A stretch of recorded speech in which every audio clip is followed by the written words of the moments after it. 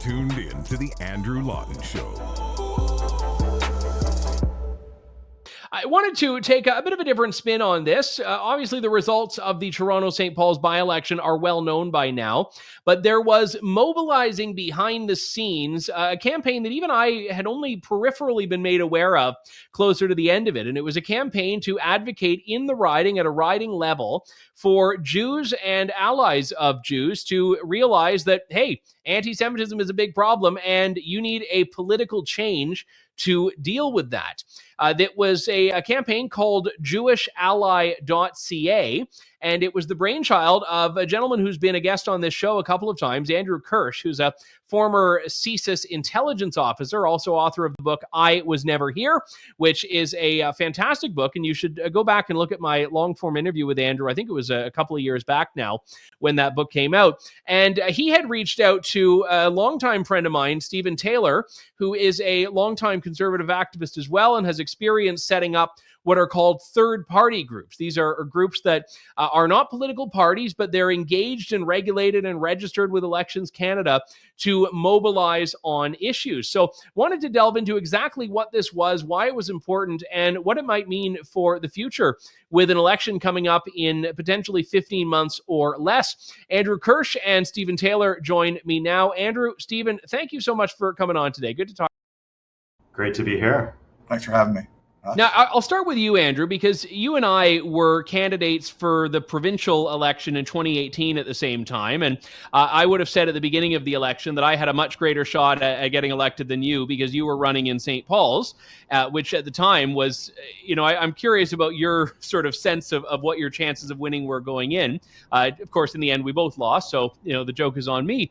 But you've still very much stayed involved in this, I think. And especially now that you're out of CSIS, you've got the ability to be a lot more forceful and forthright about your political leanings, of course. But explain to me why you wanted to get involved in this campaign.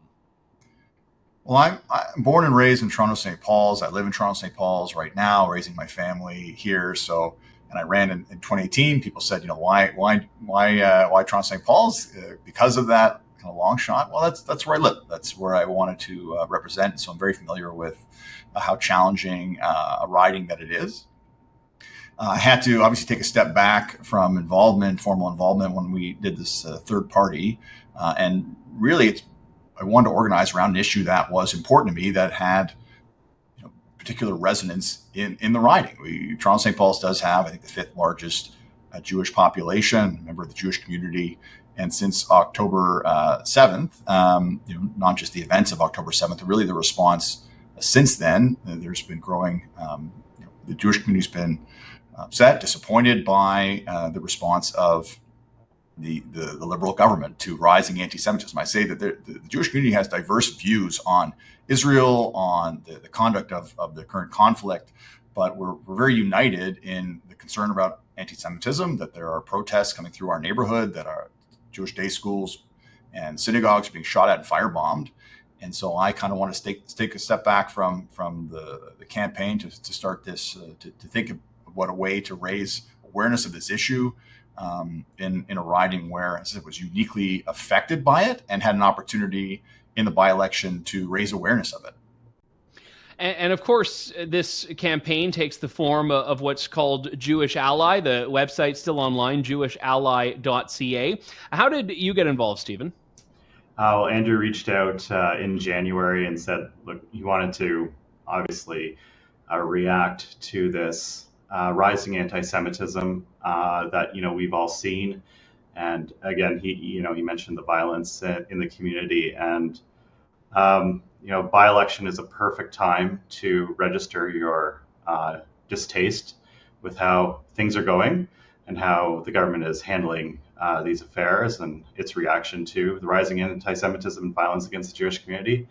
So he reached out, and I said, let's build something that's, first of all, positive. It kind of reaffirms some hope within the community and its friends. So I pitched the idea JewishAlly.ca as a way to sort of rally the Jewish community and its allies. So you don't necessarily have to be Jewish to support it, but it is especially, to support the Jewish community and allow its allies a venue to do so.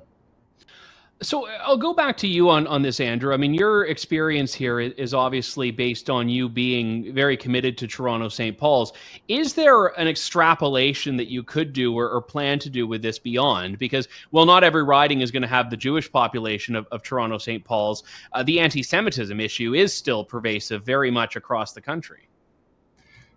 Absolutely. I think that the community was very upset, very mobilized by what we were seeing on our streets. And I think, not to be overly cynical, but the Jewish community is only a large community in a small number of ridings, and that there may have been a political calculation done by the government that, well, if we're very forceful in support of Israel, then maybe there are other ridings that we will upset, where there are different communities who would react differently. And so that's why I felt it was important for our community to have a voice and to be able to speak out about the issues that are important to us, where unfortunately, just by numbers, that might not always have the opportunity, or might not always resonate, or may not always find an audience. So we need to be a little stronger together. Absolutely. Do I think that there, unfortunately, is a growing need for this, not less, and how that goes going forward, I'm not sure. But this issue still remains, that we are seeing rising anti-Semitism. We are seeing on our streets, we can debate the criminal code definitions of hate, but intimidation of this community, of my community, of our community, in our neighborhoods. It seems like daily, if not at least weekly, these incidents are happening. So until we see change, we're going to need all the voices out there calling for it.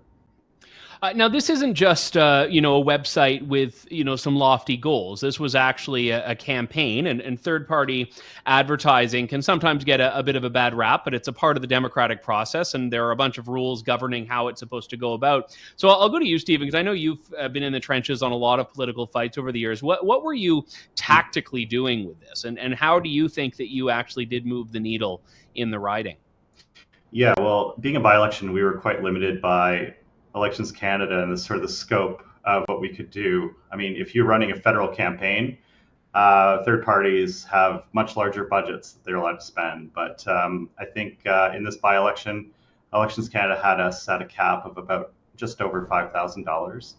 And so we wanted to make sure that every dollar that we spent on advertising in the campaign was most effective. So we targeted It was the first local election campaign where, when I targeted ads, I targeted less than the whole riding geographically. So targeted basically the blocks with high Jewish population to remind them of the failures of the Trudeau government with respect to addressing the concerns of the community, and we focused all of our resources essentially in that area. And while the cost to reach such a small area might have been a little higher, we think that the dollars spent on advertising to that very small. You talk about microcasting. Microcasting to a few blocks for GeoTV is intense when it comes to online digital advertising. And were you, with your targeting efforts, and I know that Facebook and other platforms have changed what you can do over the years, but were you trying to target people you believed were Jews in St. Paul's, or were you just targeting anyone in that riding, knowing that it was going to have a disproportionately larger group of Jewish voters than other parts of the country might? No, there was no demographic targeting. It was geographic targeting. So we really just kind of dropped a pin on the map and said, higher likelihood that, Jewish individuals and Jewish families live here. So we wanted to get them out to vote because we knew that that would register quite a message and a verdict against the government with respect to its dealings since the events of October 7th. Yeah, and if I can add, kind of, Jewish ally, it's not, you don't have to be Jewish. And we were saying that the Jewish community was not feeling safe. And our message was no safe seats until the Jewish community feels safe. Your neighbors are not okay. Your Jewish friends are not okay. And this is a way to show some support for the community. And I also want to say, as a former candidate, all credit should go to Don Stewart and his team and the amazing, incredible work that they did in the by-election to get turnout and all those things. We were doing our kind of separate thing. I don't want to take anything away from all they did, but just to say that what motivated kind of me and us, and ultimately I think a lot of people in the riding, was this issue. And we felt that by shining a light on it and kind of raising awareness of the by-election, when by-elections come and go, by-elections in the summer, a big concern that people wouldn't know about it, that we could raise some awareness and say, this is an issue that's important to you, passionate to you, to support for your neighbors in the community. This is an opportunity to raise that concern and to vote accordingly. And we'll see what comes back. But I hope we had an impact. Andrew, you mentioned that could this campaign essentially extend beyond this election in sort of other facets? Well, we're still taking signups on the website. So if you want to go to jewishally.ca and sign up and sort of be a member of our movement, please go ahead. And again, it's for the Jewish community and their allies. So we're casting a large net to essentially put out a verdict against not just the Trudeau government, but any sort of government's failures to address the concerns of the Jewish community. Getting aside from the political dimension of this for a moment, I wanted to ask you, Andrew, just on a personal note, as a Jew in Toronto, St. Paul's, as a Jew in Canada right now, you have seen anti-Semitism. And I mean, in your past life working with CSIS, I know you had to sit down and talk to people that would have, if they knew your background, would have hated you for it. And you talk about that in your book. I think it was one case in particular. So you're aware of this, but do you feel that pre-October 7th, others were as well? Or do you think that it was something that was only really, or has only really been reckoned with in a substantive way in the last 9 months? I have had a unique view and insight into the threats that we face, the Jewish community faces, here and abroad, in my role as CSIS, sitting down with folks, investigating threats to the Jewish community or threats to Canada that arise because of or anti-Semitism being a part of that threat landscape. So, yeah, I've absolutely seen it up front in a way that many haven't. I think the events of October 7th were very, what the word is, I don't want to say clarifying, but we saw a horrific attack, the worst attack against Jews since the Holocaust. And the response online was protests against Israel and protests against the Jewish community and, social media, calling things out. And I think the community was surprised, but aghast, or just the reaction, and then the lack of support that came forward to support the Jewish community from our leaders and people who we look to for that support and defense. I think was also kind of shocking to many. Because of my background, as I said, I sent my kids to Jewish day school. If you remember, very early on, there was the Day of Rage that they wanted to organize, and people were very concerned. And I get phone calls from parents saying, should I send my kids to school? I'm worried about sending my kids to school. Chat was just outside the neighborhood. They are having bomb threats. They've been evacuated a few times. And so, as I said, because of my background, people call me up and ask me for advice. What do I do with my home? Do I take down my mezuzah? What are we going to do about these protests and the funding that's coming in that's supporting these things? Many phone calls I'm on where the people on the other end are crying, and they just say, I don't feel safe. I'm not okay, and I don't know what to do. And as I said, that feeling is out there. If people do not understand or aren't aware or the depths of it, I'm telling you, the Jewish community is not okay. And if this can be a wake-up call for more support, geez, I hope that's what it is, and that we will see it. Because I'll tell you, it is not politically, it's not a right, left, center thing. There are many people in Toronto, St. Paul's will bear that out on the left who also feel abandoned by their leaders. So, yeah, I think October 7th was a wake-up call. I think the protests we've seen since is a wake-up call. And the fact that we're looking around saying, well, is this okay with everybody? Why is this not being condemned? Why are people that I thought were my friends and neighbors kind of supporting it? That has been a wake-up call, I think, to many. So I have to put you both on the spot here as we close.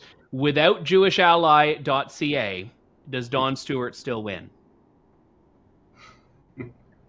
Yeah, look, I think so. I don't know. Like, I don't know. I It's a hope narrow race. It's a narrow race. I think anything can count. So it is very tough. And see, I don't, Stephen will kill me and his, so you got to say Well, yes. Yeah. I know Steven's just like Well, salivating, Steven's like, waiting for him. yes, Yes, yes. we did it. let me just rescue Andrew here for a second.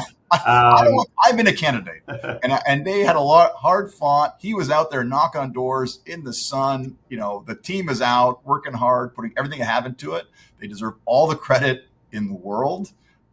So this is what I'll say, and I'll turn it over. If we were able to support them in any way or raise awareness for what they were doing, I hope that we did that, and also for the disaffected Liberal voters. But I don't want to take any credit away from the candidate, having been one myself. Yeah.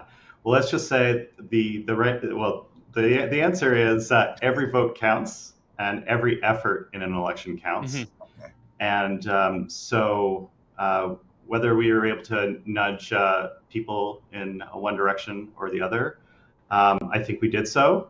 And I think that, that certainly had an effect. It might have actually tipped some Liberal voters to vote NDP out of disgust if they were somehow misinformed as to what the right answer was. So, no, I do think that our effort was certainly focused and pronounced, and I think that every effort in an election counts, whether you're knocking on doors, or you're handing out literature, or you're making phone calls, or you're running ads. And I will fully concede with a semi-apology to Andrew and Stephen that it's a very unfair question, because the whole point of an election is that you do everything for your 36 days, your 40 days, your 60 days, and you really don't know what worked and what didn't. I think it's Tony Clement that has a story about, canvassing this one part of the riding that was very difficult to get to, and it was hilly, and no one ever canvassed there. And, he won by 12 votes or something like that. And, that's the story, and it's a great story. And, maybe it was that canvas that did it, or maybe it was something else that did it. But I think you're right, Stephen, that there are a lot of different inputs. There are different things that alert people. There are different things that motivate people. And your campaign, I think you can both agree, was definitely a part of that. It was a part of what voters in that riding were being hit with on any given day. Yeah, well, I'll just give some advertising facts on sort of what we were able to do. We targeted a very limited number of people, as I mentioned earlier. We did reach 32,000 people in the riding over 5 times during the advanced polling period and the day or two before Election Day. So, those metrics are indisputable. We did reach that many people with a message that said, send Trudeau a message that he's failed the Jewish community and that you won't be silent. And I'll give you the last word on this, Andrew, just because you're obviously the brainchild of this, as Stephen was very gracious to point out as well when he and I were chatting about this before. But what would you like to see as the next step, not just for this campaign, but for others that are watching this that might be saying, I could make a difference without necessarily being a candidate myself? Yeah, I think the most impressive thing is that people turned out. It's a by-election where everybody was thinking we're going to see 20% and low voter turnout, and we saw 44% in a by-election in June, right? And I think that was so. I hope we raised some awareness about what was going on. Although that, my goodness, the by-election ended up getting a lot of coverage before and during and after. But yeah, get involved. This is a democracy. It's important. We could talk foreign interference and strengthening democracy another time, but this is an opportunity for our community to have a very unique opportunity to have an outsized impact on the conversation, on a possible result. In a national campaign, many issues are able to take over. You don't know which way they're going to go. Well, in Toronto St. Paul's, we want to raise this one, and hopefully it's on the agenda, and that the government and other political parties are all taking the concerns to heart and will act appropriately to say, okay, well, maybe we haven't done enough. Maybe we need to do more. Maybe the people need more support. So I hope that's what comes of it. And yeah, it's been interesting to see. Kind of a first time for me to try do this, and Stephen, obviously, and thank him for his support. I thank everybody for their support. it's a Jewish ally. It's Jews and Jewish allies and people who are concerned and want to support the community. So thank you all for your support. Andrew Kirsch, Stephen Taylor, the men behind JewishAlly.ca, and also unrelated to this, you should definitely check out Andrew's book, I Was Never Here, a great glimpse into the life of a CSIS intelligence officer. It's the good kind of Canadian content, because there are lots of American spy stories, and I think you're the first Canadian spy story, certainly writing it in that way. So Andrew, Stephen, well done on this campaign, and good to talk to you both. Thanks for coming on. Thank you. Thank you. Thanks for listening to The Andrew Lawton Show. Support the program by donating to True North at www.tnc.news.